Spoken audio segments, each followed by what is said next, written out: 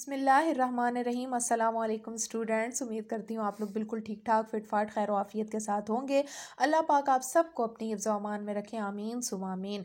Students, ये YouTube पे मेरा पहला चैनल है, पहले चैनल में मेरी फ़र्स्ट वीडियो है और ऑब्वियसली ये चैनल मैंने मैथमेटिक्स के लिए ही बनाया है ताकि मैं बच्चों को मैथमेटिक्स स्टडी करवाऊँ, पढ़ाऊँ, उन्हें समझाऊँ मैथमेटिक्स के बारे में। मैं बजाते खुद एक टीचर हूँ और एज अ टीचर मैथमेटिक्स जो है वो मेरा फेवरेट सब्जेक्ट है और इसीलिए मैंने ये कोशिश की है कि मैं बच्चों को ऑनलाइन वीडियोस के थ्रू भी थोड़ा सा मैथमेटिक्स सब्जेक्ट के बारे में समझा सकूं, पढ़ा सकूं। मैंने ये कोशिश इसीलिए की है ताकि बच्चे इजीली इसको जब चाहें वीडियो को डाउनलोड करें, इजीली बैठ के उसको जितनी दफ़ा सुने ताकि उनके नॉलेज में ज़्यादा से ज़्यादा इजाफा हो। स्टार्टिंग मैंने लिया है 9th क्लास की बुक से, 9th क्लास की मैथमेटिक्स से लिया है क्योंकि मेरे पास 9th क्लास और मैट्रिक के स्टूडेंट्स बहुत ज़्यादा हैं माशाल्लाह से।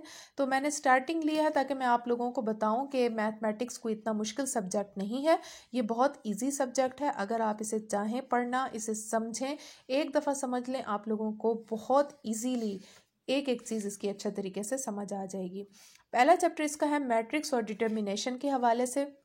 एक चीज़ और मैं आप लोगों को स्टूडेंट्स बता दूं कि स्मार्ट सिलेबस बहुत सारे बुक सेंटर्स के ऊपर आया हुआ है और स्मार्ट सिलेबस के बारे में बताया जा रहा है कि इस दफ़ा पेपर जो हैं वो लॉकडाउन की वजह से स्मार्ट सिलेबस के मुताबिक होंगे, लेकिन मैंने इस चीज़ को फॉलो नहीं किया। मैं बच्चों को अपने तमाम एकेडमी स्टूडेंट्स को, तमाम के तमाम बच्चों को थॉरली मैथ का सिलेबस कंप्लीट करवा रही हूँ।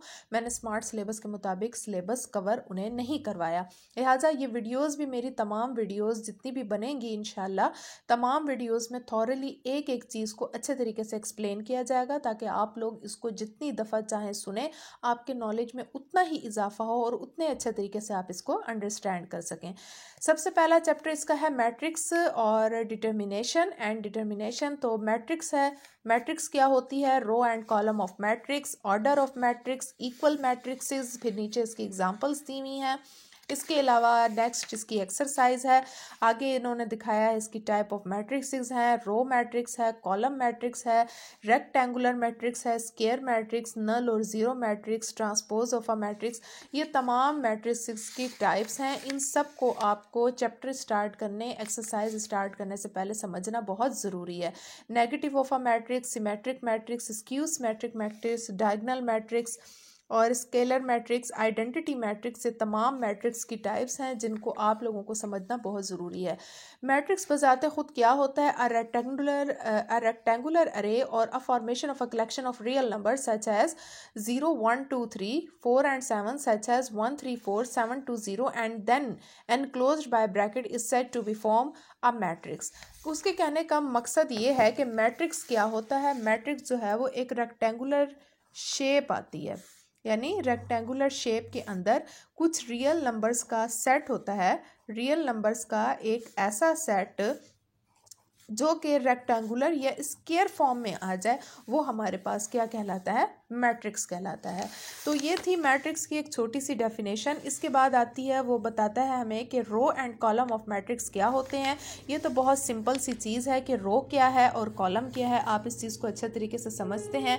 जैसे रोज़ ये आपको दिखाई हुई है, रो 1, रो 2 और रो 3, यानी जो लाइन्स जो हैं वो हमें हॉरिजेंटली तौर पर शो हो रही हों वो रोज़ कहलाती हैं, और जो कॉलम जो है वो वर्टिकली तौर पे आपको शो हो रही हो वो कॉलम कहलाते हैं। ये देखें यहाँ पे इन्होंने बताया हुआ है, जो वर्टिकली तौर पर हमें ट्रायंगल या रेक्टेंगल या मैट्रिक्स के अंदर शो हो रहे हों तो वो कॉलम होते हैं, और जो है हमें वर्टिकली तौर पर शो हो रहे होते हैं वो क्या होती हैं, रोज़ होती हैं।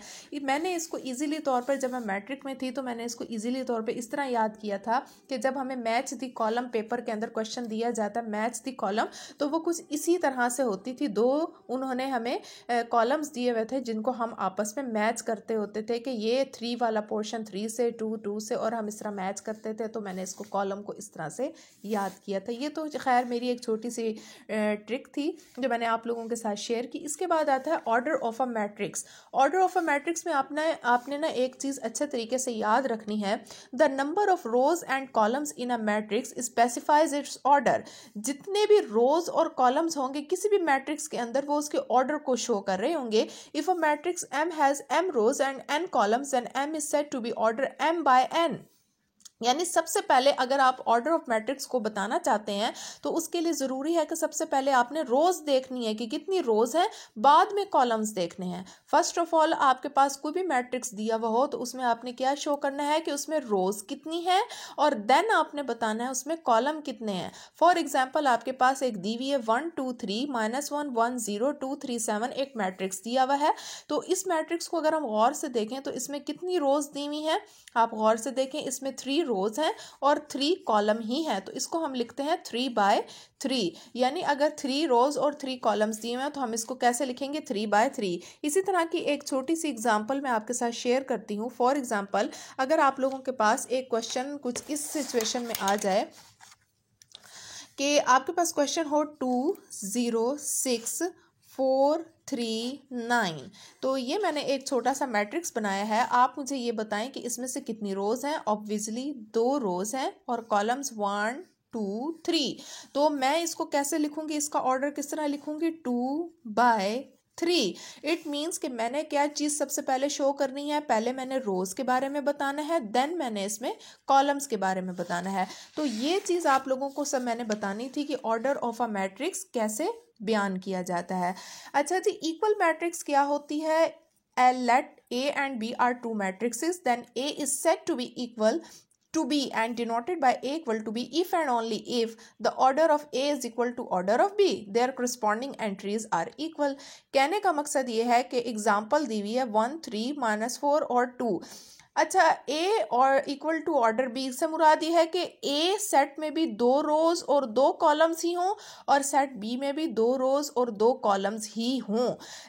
लेकिन जो सेकंड पॉइंट है वो कहता है there corresponding entries are equal. इससे मीनिंग क्या है कि अगर इसका जो फर्स्ट रो है, जो फर्स्ट रो है वो 1 और 3 है तो दूसरी बी की फर्स्ट रो भी यानी एंट्री जो है उसमें पहली 1 ही हो और दूसरी 3 ही बनती हो। तो यहाँ पे देखें 2 + 1 किसके इक्वल होता है, 3 के इक्वल होता है। तो ये करस्पॉन्डिंग एंट्रीज दोनों की फर्स्ट रो की सेम हो गई।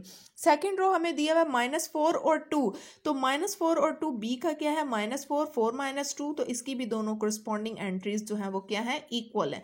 We see that order of, अब यहाँ पे वो कहता है कि हमने देखा कि ऑर्डर ए जो है वो ऑर्डर बी के इक्वल था और इन दोनों की जो करस्पॉन्डिंग एंट्रीज थी वो भी एक दूसरे के इक्वल थी, लिहाजा ये जो है वो क्या कहलाए, इक्वल मैट्रिक्सेस कहलाए। स्टूडेंट्स, उम्मीद करती हूँ कि आपको मेरा ये लेक्चर पसंद आया होगा। किसी भी तरह की कोई भी कन्फ्यूजन हो आप मुझे इनबॉक्स करके बता सकते हैं, इजीली बता सकते हैं। किसी भी तरह का कोई क्वेश्चन हो, किसी भी तरह का कोई सवाल आपने करना हो स्टडीज़ के हवाले से और ख़ास तौर पे मैथ्स के हवाले से, तो आप मुझसे शेयर कर सकते हैं। और इसके अलावा अगर आप चाहते हों कि मैं हायर क्लासेस जैसे फर्स्ट ईयर सेकेंड ईयर की मैथ्स को, इंटर की मैथ्स को या मैट्रिक के लेक्चर्स को भी जो है वो अपलोड करूं, तो आप ज़रूर मुझे जो है वो इस बारे में कमेंट में बताइएगा कि आपको मेरा लेक्चर कैसा लगा। Thank you. अगर आपको मेरा लेक्चर अच्छा लगा तो प्लीज़ लाइक और सब्सक्राइब ज़रूर कीजिएगा मेरे चैनल को। Thank you so much. अल्लाह हाफिज़।